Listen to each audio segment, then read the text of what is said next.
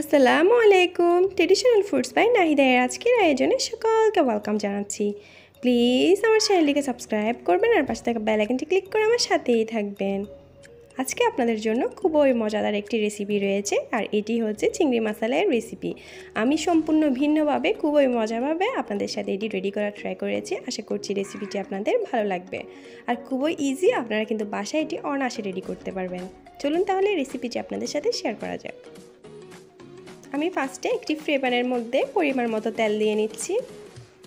আমি এখানে রান্না করার রেগুলার সয়াবিন তেল নিয়েছি। তেলগুলো যখন গরম হয়ে আসবে এর মধ্যে 1 কাপ পরিমাণ পেঁয়াজ কুচি দিয়ে নিচ্ছি, আর এগুলো একটু নেড়ে চেড়ে সফট করে নিব। এরপর এখানে আমি একটি মাঝারি সাইজের টমেটোকে কুচি করে দিয়ে নিচ্ছি। আপনারা চাইলে টমেটো পেস্ট বা পিউরি ইউজ করতে পারেন, আর কোনোটাই যদি না থাকে আপনারা চাইলে টমেটো সসও ইউজ করতে পারেন। যখন এগুলো একটু সফট হয়ে আসবে এর মধ্যে 1/2 টিস্পুন পরিমাণ আমি এখানে হলুদের বাটা আর 1 টেবিল চামচ পরিমাণ লাল মরিচের বাটা দিয়ে নিচ্ছি। আপনারা গুঁড়াও ইউজ করতে পারেন। এখন এগুলো ভালো করে মিশিয়ে নিচ্ছি। চুলার আঁচটা মিডিয়ামে রেখেছি। ভালো করে মিশিয়ে নেওয়ার পর আমি এখন এর মধ্যে দিয়ে দিচ্ছি স্বাদ মতো লবণ। আপনারা আপনাদের স্বাদ অনুযায়ী দিবেন। আর এখানে কয়েকটা কাঁচামরিচকে আমি জাস্ট কয়েক টুকরা করে এরপর দিয়ে নিচ্ছি। ঝালের পরিমাণটা আপনারা বুঝে দিবেন। আপনারা যদি বেশি ঝাল পছন্দ করেন পরিমাণটা বাড়িয়ে দিবেন, আর কম ঝাল হলে পরিমাণটা কমিয়ে দিবেন। এখন এর মধ্যে আমি অল্প করে পানি দিয়ে নিচ্ছি, এতে করে মশলাগুলো পুড়ে যাবে না আর কালারটাও সুন্দর থাকবে। আর এখন এখানে কয়েকটা চুই পাতা বা টক পাতাকে আমি কুচি করে দিয়ে নিচ্ছি, এতে করে একটি সুন্দর ফ্লেভার আসে। আপনারা চাইলে দিতে পারেন, আবার চাইলে স্কিপও করতে পারেন। এখন আমি ঢেকে দিচ্ছি 5 থেকে 6 মিনিট। এই তো এগুলো কষানো হয়ে গেছে, আপনারা দেখেই বুঝতে পারতেছেন। এখানে আমি চিংড়ি মাছ নিয়ে নিয়েছি, আর আমি উপরে ছিলকাটা ছিলে নিয়েছি। এখন আমি চিংড়ি মাছগুলো এখানে দিয়ে নিচ্ছি। চুলার আঁচটা মিডিয়াম আর লোয়ের মাঝখানে নিয়ে এসেছি, না হলে কিন্তু পুড়ে যাবে। আপনারা যে কোনো সাইজের চিংড়ি মাছের সাথে এই রেসিপিটা ফলো করতে পারেন।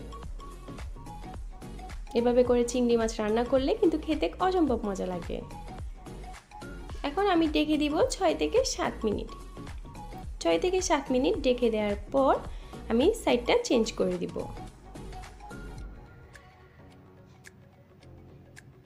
কালারটাও দেখবেন চেঞ্জ হয়ে এসেছে। সাইডটা চেঞ্জ করা হয়ে গেলে আমি আবার ঢেকে দিব 6 থেকে 7 মিনিট। এতে করে এটি দুনো পাশ ভালো করে কুক হয়ে যাবে।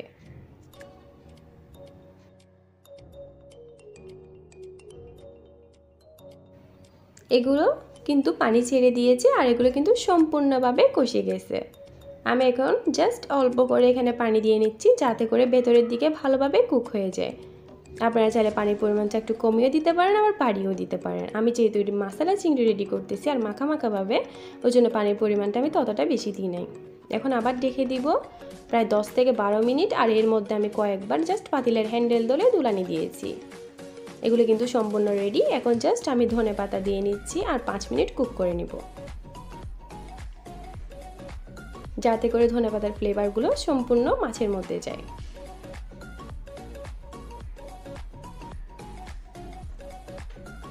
এই তো 5 মিনিট পর কিন্তু আমার চিংড়ি মাছগুলো সম্পূর্ণভাবে রেডি। এখন জাস্ট আমি আপনাদেরকে সার্ভ করে দেখাবো। আপনারা চাইলে এই চিংড়ি মাছটি পোলাও, বিরিয়ানি কিংবা সাদা ভাতের সাথে বা খিচুড়ির সাথে খেতে পারেন। অসম্ভব মজা। আপনারা বাসায় একবার হলেও ট্রাই করে দেখতে পারেন। আশা করছি রেসিপিটি ভালো লেগেছে। ভালো লাগলে প্লিজ আমার চ্যানেলটি সাবস্ক্রাইব করে না থাকলে সাবস্ক্রাইব করে দিবেন, আর আমার পাশে থাকবেন, আমাকে সাপোর্ট করবেন।